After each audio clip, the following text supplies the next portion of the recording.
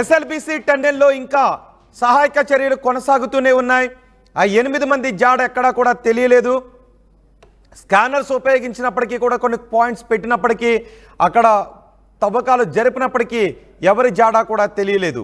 GPR technology ద్వారా కొన్ని అనుమానాస్పద ప్లేసులు ఉన్నాయి. అక్కడ ఈ కార్మికుల జాడ తెలిసే అవకాశం ఉంటుందని అనుకున్నారు. కానీ జీపీఆర్ టెక్నాలజీలో కూడా కార్మికుల జాడ తెలియలేదు.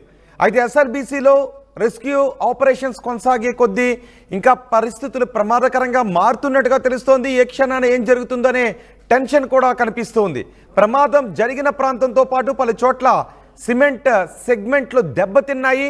ప్రమాద స్థలం నుంచి దాదాపు 500 మీటర్ల వరకు అక్కడ సెగ్మెంట్స్ బాగా దెబ్బతిన్నట్టుగా తెలుస్తోంది. పైగా పైనుంచి నిరంతరాయంగా ఊట నీరు కూడా కారుతుంది.